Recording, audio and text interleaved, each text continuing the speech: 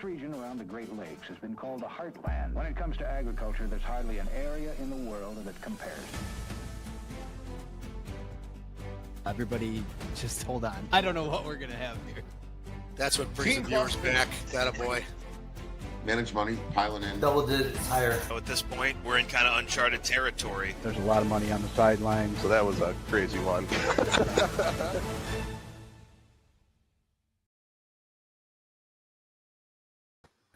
Well, hello, good morning, and welcome everyone to the AgYield War Room. I, of course, am AgYield's marketing manager and everyone's favorite backup host, Jack Coakley, filling in for Dan again today. Happy to be back. A little rain this morning, so I have wet socks and wet loafers, so that should be fun all day. Besides that, if you want to join the discussion, please feel free. Post a comment anywhere you see fit, and we're always answering questions or comments at info@agyield.com. From there, let's go over to Brian with some overnight numbers. Good morning, Jack. Thank you. Overnight, a little bit weak. Overnight, September corn, 397 down 2 1/4. August beans, 1009 down 3 1/2, and Sep Chicago wheat down 3 at 551 1/2.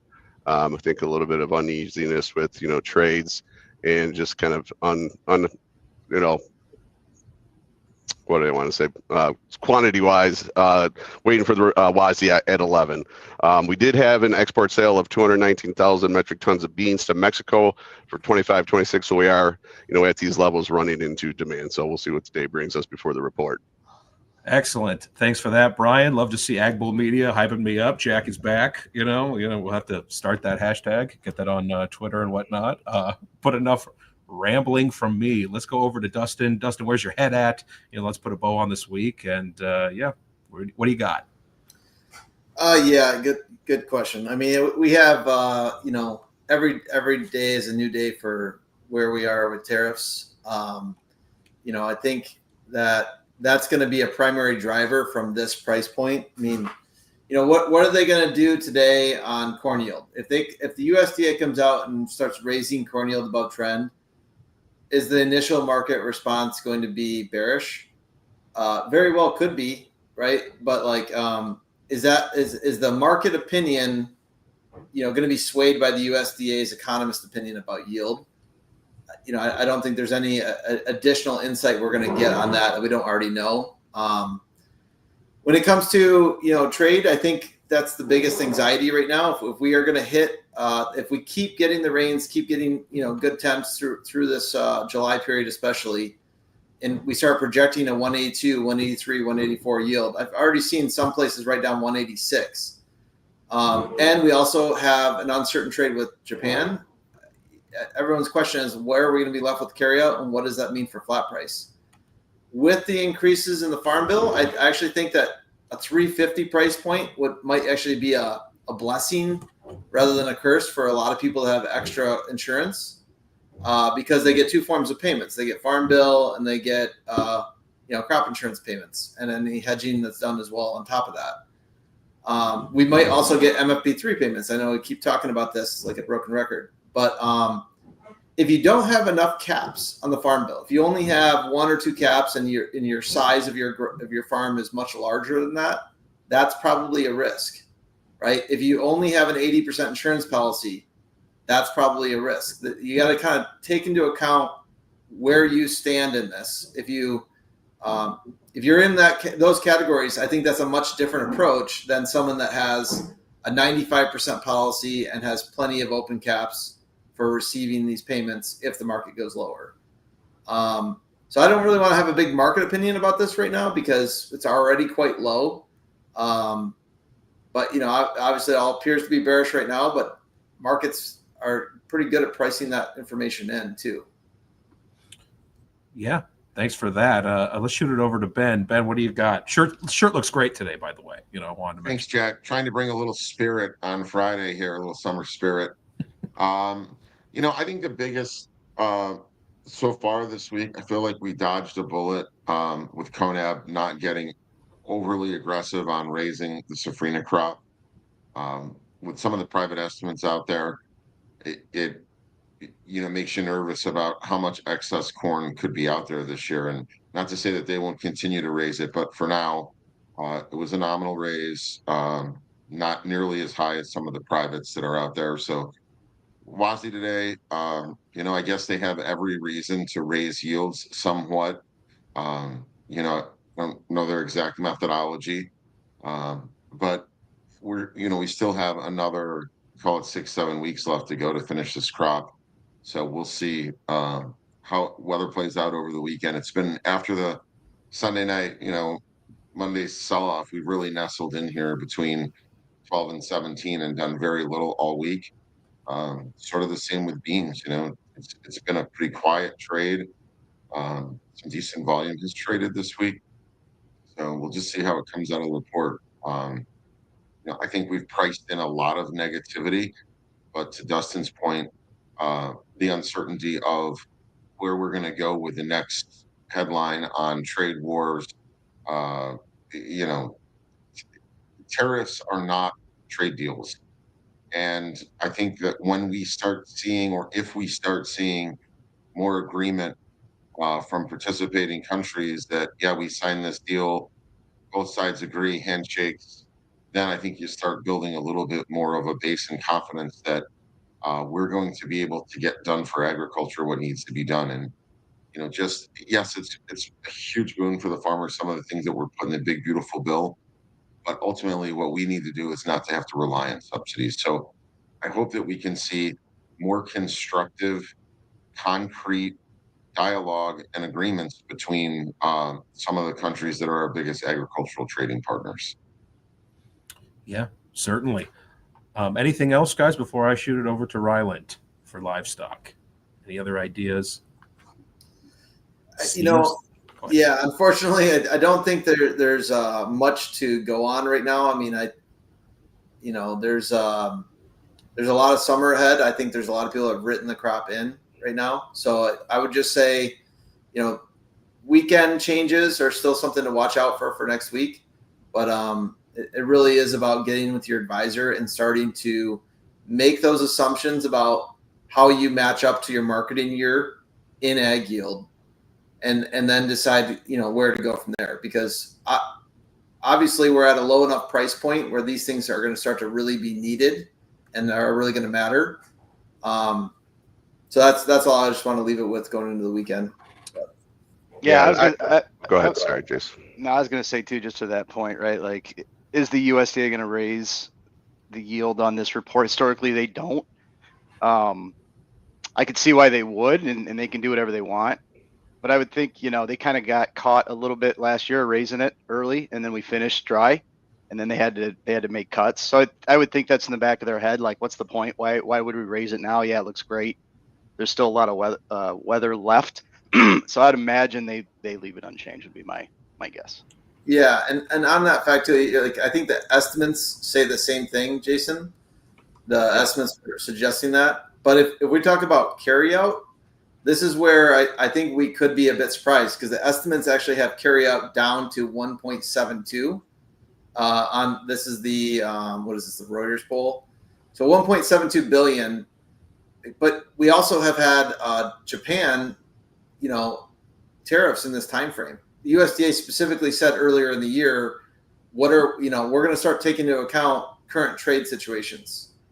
So if you're starting to talk about tariffs on Japan, they may start to back off of their lofty export demand estimate that they actually changed in the May WASDE from the Feb Outlook Forum by a couple 100 million bushels. So, the 1.72, if you see a headline print of 1.9, that wouldn't really surprise me, because the USDA economist is starting to backtrack their demand for exports.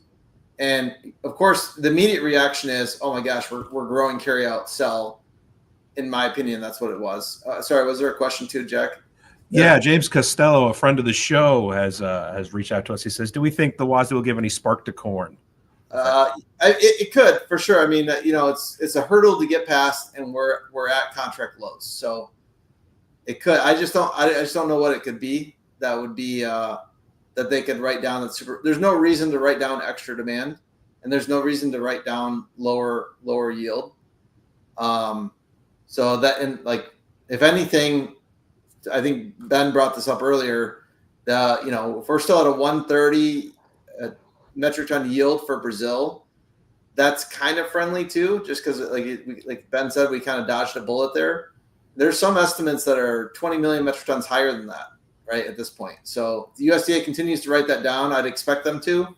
Maybe it was just a hurdle for people to get past and say, all right, we don't have a bearish WASDE report. Let's go back and try to bottom pick this thing. I wouldn't necessarily discount that as a possibility. So certainly.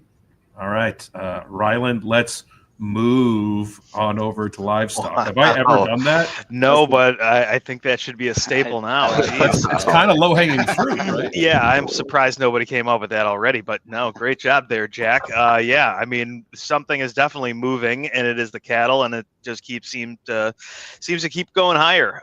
We had this big just gap open here, feeders and live cattle, new contract highs, new all-time highs in the feeders. I mean, the news, you really stacked it up, right? You had new tariffs on Brazil getting slapped on Brazil, and you had, the border reclosure on the Mexico-U.S. side to imports to feeders because of the screw worm. So, I mean, obviously the market, I think, had heard rumblings that was going to happen, at least on the border closure side. But now, obviously, the news overnight, a 35% tariff potentially going on Canada.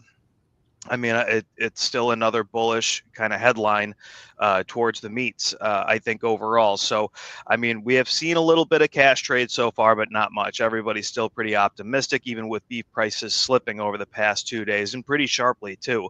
So packer margins are definitely getting strained again. But at this point, looks like we've seen some early trade, 235-ish in the north. So that's going to be up 2 from the previous week. So at this point, it's just a matter of, is this reversal yesterday, going to make a difference here today? We've seen this in the past, these big kind of rip-roaring topping kind of action. We break for several days and then seem to rally back, make new contract highs. So, I mean, obviously the trade is not scared right now of anything it's seeing. It just keeps on going higher. I mean, you look out to the deferred contract months and you wonder who's been waiting to hedge. Because now is probably a good time to really look at that if you've just been sitting by, just riding this out. But obviously, it's still a bull trend. I would imagine that the longs are probably getting tired of making money here. So maybe a little bit of profit taking here before the end of the week, but overall trend is still positive, and the news obviously very supportive, just even from a longer timeline. So we'll be waiting for updates on the border here to see if it reopens anytime soon, or if there's going to be another phase reopening, or if it's just going to stay shut for a while, or if there's any problems with Canada now. So we'll see how that all shakes up. And on the hog side, definitely not as exciting. Just been kind of a choppy sideways market, a little bit kind of weaker in the front end. And obviously the roll is a big part of what's going on in the hogs. Seems like the front end has stayed pretty weak. Meanwhile, the commitment is starting to move to October. And we're just seeing kind of a leveling off on the fundamental side. Carcass was up 209 at 114.15 and bellies at 112. So we're still seeing a little bit of strength here on that side, just holding everything together. Obviously, we're flirting with some kind of longer term moving averages. And I think that's why the trade's just kind of consolidating right now. So I imagine that just at this point, if there's a big change in carcass and cash, we'll probably react to that. But otherwise, the Canada news, the potential for these tariffs to get implemented is going to seem pretty friendly. That's going to affect a lot of transportation with feeder pigs, wean pigs. So once again, it just seems like you're throwing a supply situation at the market that's already feeling relatively tight. Thanks for that, Ryland. Well, as Dan says, gentlemen, we've made it. It is Friday, which means it's everyone's favorite day of the week. It is Brian's Fun Fact Friday. Fun Fact Friday with Brian. All right, you got it, Jack. No problem. Happy Friday, everybody. Hope everyone had a nice long holiday weekend there, getting through the fourth here. Every year we notice that Joey Chestnut wins the hot dog eating contest. I was actually up in northern Wisconsin where there's a local hero who constantly wins the brat eating contest. So I was thinking to myself, we need to get more creative here in the States. So I came across an event that I think we need to adapt. So every year in Finland, in the month of July, they have a wife carrying contest through an obstacle course of rough terrain, water pits, and through muddy pools. Fastest time wins. Here are some of the rules. The wife has to be at least 108 pounds. If she's not, she has to carry sandbags with her along the obstacle. The second way is how to carry your wife. The woman lies, head first, upside down, across the man's back with the legs over his shoulders. The Estonian style, as the Finns like to call it. It's like a human backpack, and she has to wear a helmet just to be safe.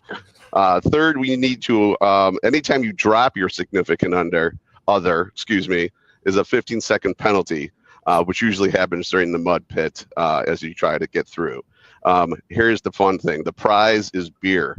No money, no trophy, just beer in the amount of your wife's weight. So for an example, if your wife weighs 125 pounds, you end up winning 125 pints of free beer. So a lot of these adventurous contestants like to kind of beef up their wives, or, put a little protein in their diet right before the race there to get a little bit more beer if they could pull it off. The weirdest thing is how this whole event started in 19th century tale about a robber named Herco Rovo Roncaninum, who allegedly stole women and food from the village and ran off with them on his back.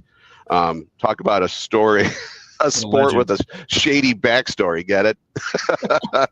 So I think, Jack, being our favorite backup host, in the world travel that you are, I think you need to investigate this and bring it back to the States for the 4th weekend. I mean, it sounds like a plan. I feel like I've been carrying my wife for 10 years. I'm sorry. Mary Margaret, I love you. Anyway, I think that'll do it for today, guys. Looks like we just hit the open. Bryant, why don't you get us the open numbers? Yeah, sure. We got Sep corn currently down a penny at 3.98 1/4. August beans are at 10.09 3/4, down 2 3/4, and Sep wheat at 5.49 1/4, down 5 1/4. WASDE at 11. We'll see where that brings us. Thank you for that, Brian.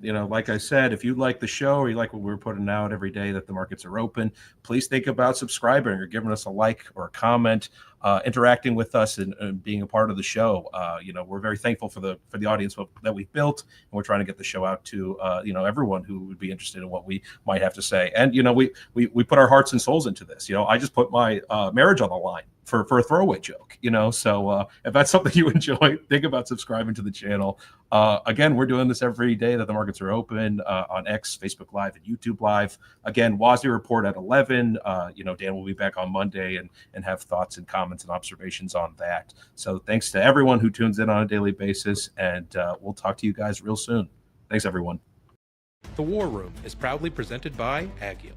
For over 50 years, the AgYield team has provided grain marketing and risk management solutions for growers across the country. Our veteran consultants harness cutting-edge technologies to pinpoint risk, optimize market performance, and protect your farm's profitability. Discover a new approach to farm revenue management at agyield.com. Hey guys, Jack here. Be sure to support the show by hitting the like button, leaving us a comment, and subscribing to the channel for all the latest updates. Thanks for watching. We'll see you next time.